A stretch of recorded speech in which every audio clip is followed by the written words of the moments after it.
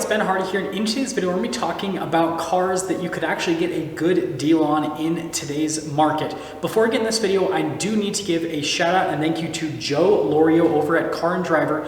He recently released an article going over 28 cars and trucks that are easier to get for the 2022 sales year. Now, I went through this list and I found some cars that I've actually seen at dealerships being sold for decent deals. So these will basically be cars that you not only can get a pretty good deal on, but you'll actually be able to have options to choose from. And with all that being said, let's get into the video. Now, I also want to mention that I am going to include a link to the original article in the description down below, so you guys can go support Car and Driver, and also, what's his name again? Oh, Joe Lorio.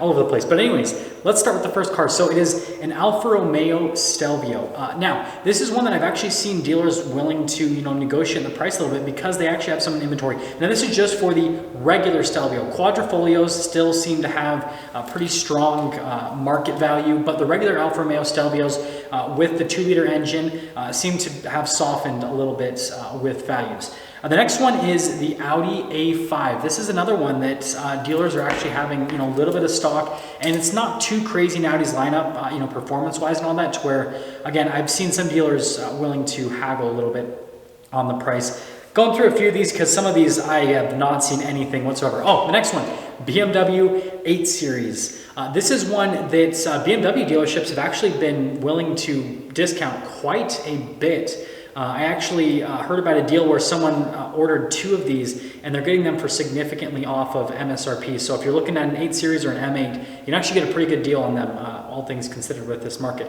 Next one is the Cadillac Escalade. Now this one seems to kind of ebb and flow. I'm including it in this video because I have seen some good deals on the Escalade. Again, like I said, this one seemed to kind of like ebbed and flowed because the Cadillac dealership will get a bunch in and then they'll sit for a second and then they might discount a little bit and then they'll get rid of all of them and then the prices will go back up. So this one's kind of in between. XT6, 100%, Cadillac XT6. That is one that I have seen heavily discounted at some dealerships because it seems like it hasn't been as popular as Cadillac wanted it to be.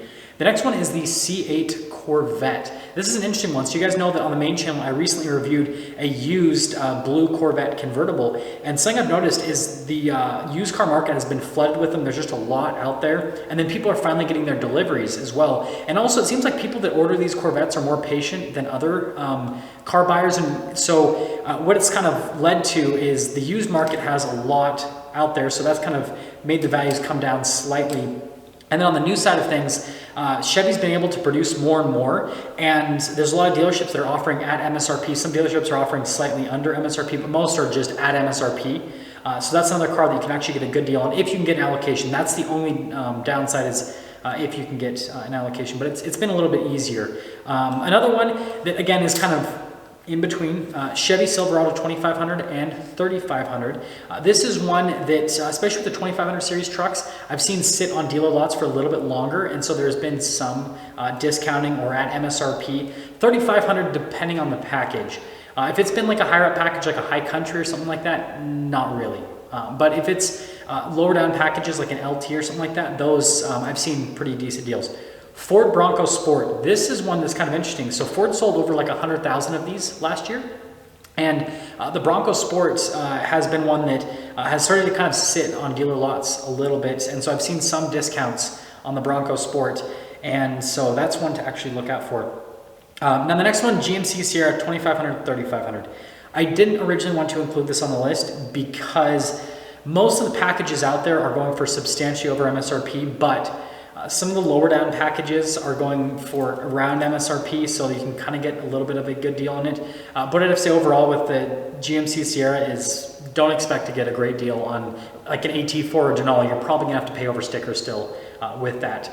Now the next one that's, again, I was torn on including this video is the Yukon.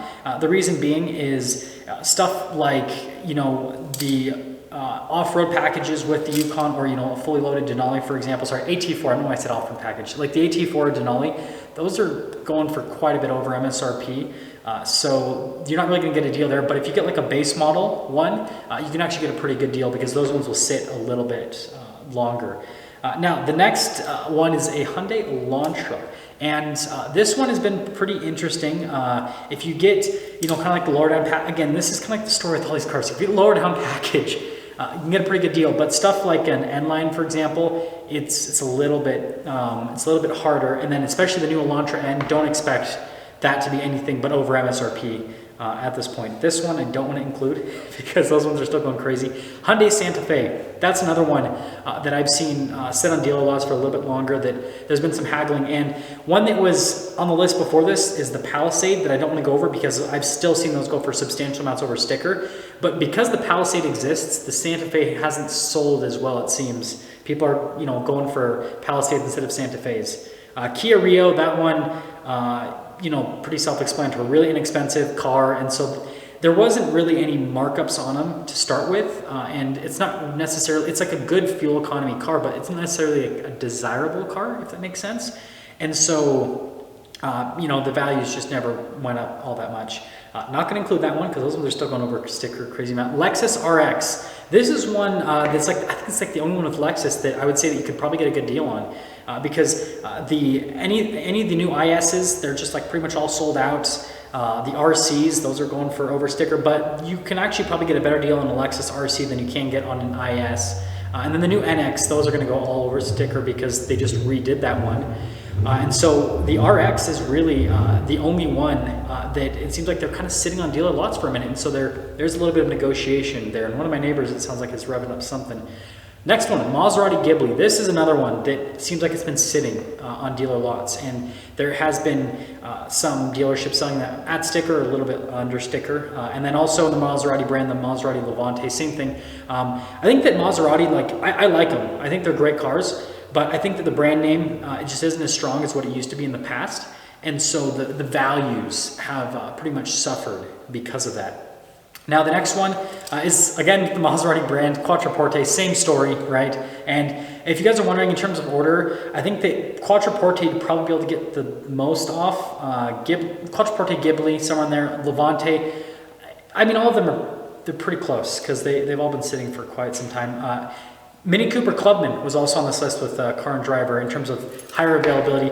Anything from the Mini Cooper brand right now, you can pretty much get a decent deal on. And that's because it's just, they're hard cars to sell right now. Everyone's buying trucks and SUVs, and Mini Coopers, they kind of make SUV things, but they just aren't as popular as they used to be. Anything from Mitsubishi, pretty much. Anything from Mitsubishi. They have the Mirage G4 on this list, but yeah, anything from Mitsubishi.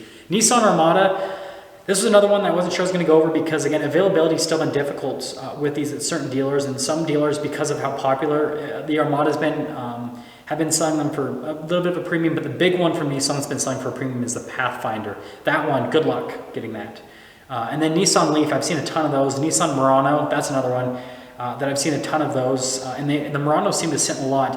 And again, the Pathfinder kind of does that, right? Because a Murano is about the same size or same price as a Pathfinder, but the Pathfinder has a third row seating and it looks better and it doesn't have a CVT. And so there's a lot of people that'll, just go for the Pathfinder.